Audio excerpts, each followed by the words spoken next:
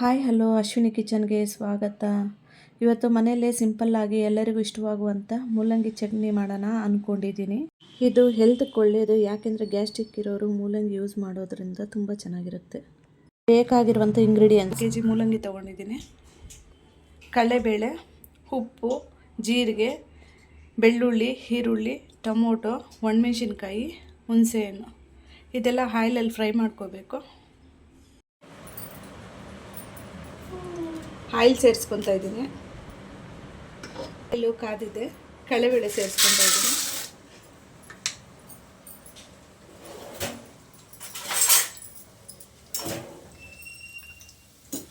ಇದು ಸ್ವಲ್ಪ ಫ್ರೈ ಆಗಬೇಕು.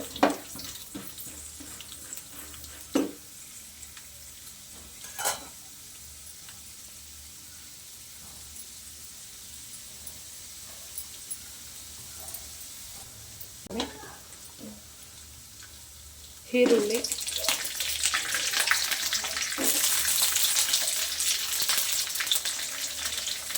ಜೀರಿಗೆ,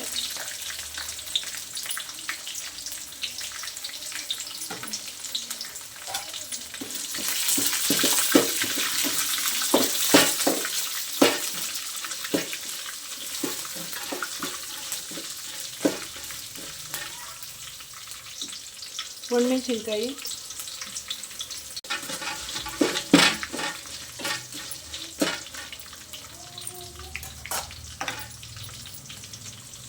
ಟೊಮೊಟೊ ಸೇರಿಸ್ಕೊತಾ ಇದ್ದೀನಿ.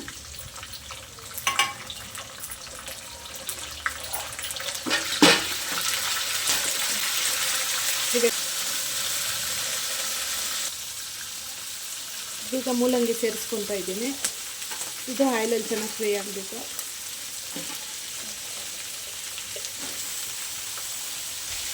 ಇದೆಲ್ಲ ಒಂದ್ಸಲ ಮಿಕ್ಸ್ ಮಾಡ್ಕೋಬೇಕು.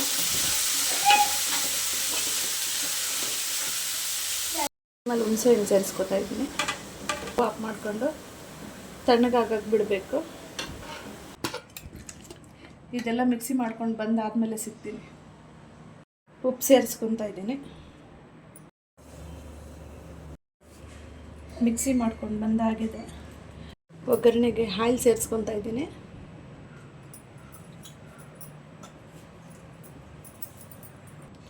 ಆಯಿಲ್ ಕಾದಿದೆ, ಸಾಸಿವೆ ಸೇರಿಸ್ಕೊತಾ ಇದ್ದೀನಿ.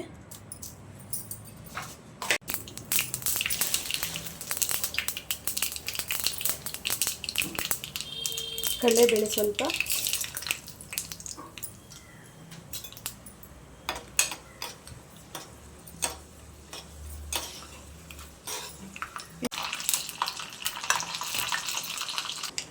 ಕಡಲೆಬೇಳೆ ಫ್ರೈ ಆಗಿದೆ. ಈಗ ಈರುಳ್ಳಿ, ಕರಿಬೇವು ಸೇರಿಸ್ಕೊತಾ ಇದ್ದೀನಿ.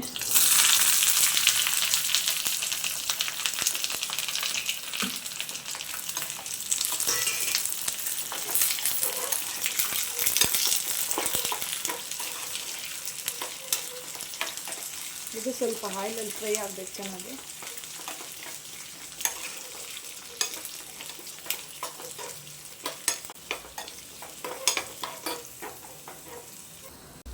ಆಯಿಲಲ್ಲಿ ಒಗ್ಗರಣೆ ಎಲ್ಲ ಚೆನ್ನಾಗಿ ಫ್ರೈ ಆಗಿದೆ.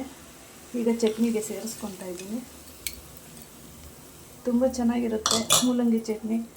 ಆದರೆ ಲೈಕ್ ಮಾಡಿ, ಶೇರ್ ಮಾಡಿ, ಸಬ್ಸ್ಕ್ರೈಬ್ ಮಾಡ್ಕೊಂಡು ಯಾರಾದರೂ ನನ್ನ ಚಾನಲ್ ನೋಡ್ತಿದ್ರೆ ಸಬ್ಸ್ಕ್ರೈಬ್ ಮಾಡ್ಕೊಂಡು ನೋಡಿ ಅಂತ ಹೇಳ್ತಾ ಇವತ್ತಿನ ವೀಡಿಯೋ ಇಲ್ಲಿಗೆ ಎಂಡ್ ಮಾಡ್ತಾಯಿದ್ದೀನಿ. Bye friends.